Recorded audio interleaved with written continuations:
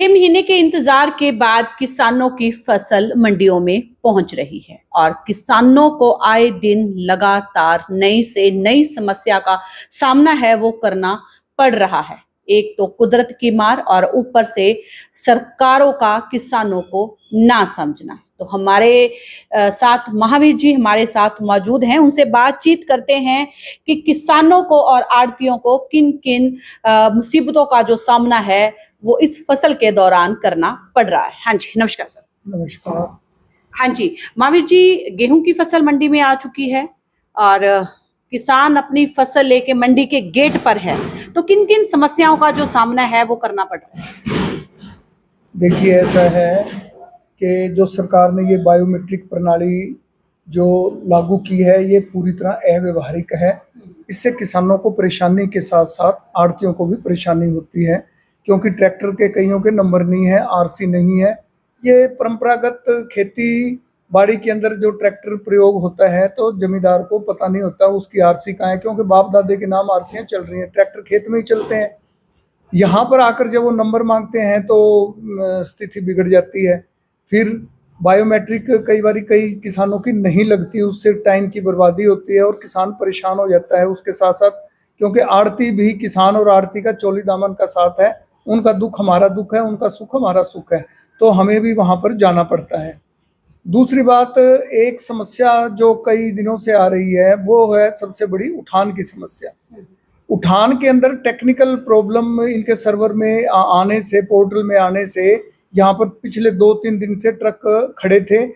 उसके बाद में आदेश जारी हुआ कि इसको मौखिक रूप से, मतलब मैनुअल तरीके से हाथ से गेट पास काटा जाए, लेकिन कोई भी अधिकारी अपनी जिम्मेवारी लेने को तैयार नहीं था और वो हाथ से गेट पास ना कटने के कारण ट्रकों की लंबी लाइन जहां मंडी में लगी थी, वहीं पे वो गोडाउन्स के अंदर भी लेबर वहां इंतजार कर रही थी। उससे दोनों पक्षों को काफी नुकसान हुआ। ठेकेदार को भी नुकसान है क्योंकि ट्रक वाले अपनी दिहाड़ी लेंगे, और किस जमींदार को और मजदूर को नुकसान है कि ट्रक गोडाउन में नहीं पहुंचेंगे तो उनकी दिहाड़ी बनेगी नहीं।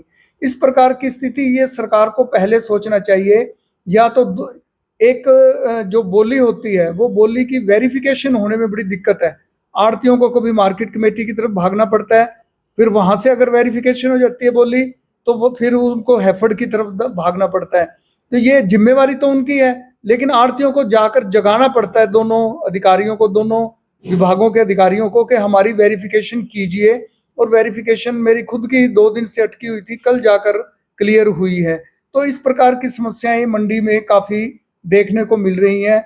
जहाँ तक बात आपको पता ही है, इंडियन नेशनल लोकदल पार्टी ने हमेशा किसानों के हित की बात की है, और हमारे राष्ट्रीय अध्यक्ष चौधरी अभय सिंह चौटाला जी, जो आज 15 तारीख को मार्केट कमेटी गेट के आगे धरना प्रदर्शन करेंगे सिरसा के अंदर, और वो ट्रैक्टर चलाकर खुद इस कानून को धत्ता बताने का प्रयास करेंगे कि किस प्रकार किसानों को परेशान और दुखी किया जा रहा है। और इनेलो जो है किसानों को दुखी और परेशान नहीं होने देगी, वो आड़तियों की भी समस्याएं सुनेंगे और किसानों की भी समस्याएं सुनेगी। जी जी। जैसे ये नया कानून किसानों के ऊपर लागू हुआ है, उसे फसल की आवक मंडी में कितनी का आ रही है, कितना गेहूं मंडी में आ रहा है और कितना आगे पर जो सरकारी एजेंसियां हैं वो परचेज कर रही हैं? लगभग पिछली बारी काफी माल प्राइवेट पार्टीज ने ले लिया था, बीज वालों ने ले लिया था, तो मंडी के अंदर लगभग 8 से 10 लाख कट्टे आए थे। लेकिन इस बार कट्टे ज्यादा आने की उम्मीद है। आप देख रहे हैं कि मंडी में लगभग आंशिक रूप से जाम लगा हुआ है, क्योंकि कुछ पीड़ों को सरकार ने मान्यता दे दी है, तो आड़ती जो अपने अलग से फैक्ट्रियों के अंदर जाकर वो माल को उतरवा रहे हैं। और नई जो मंडी, अतिरिक्त नई मंडी है, उसके अंदर भी मार्केट कमेटी ने कुछ व्यवस्था की है और वहां पर भी कणक गिरवा रहे हैं, तो उसके कारण जाम तो शायद ना लगे इस बार।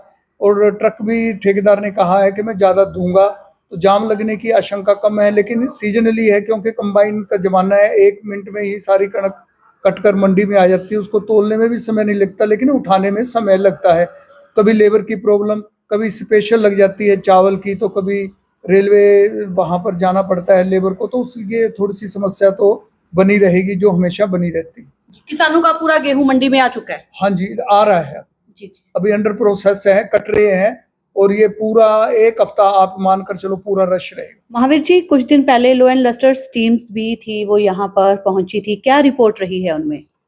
देखो जी, 6-7 दिन पहले यहाँ जिस प्रकार की ओलावृष्टि हुई, किसानों की फसल को नुकसान पहुंचा और उस बड़ा एक पैनिक था किसानों में भी, आड़तियों में, कि कनक आएगी तो किस प्रकार का वो लॉस एंड लस्टर होगा।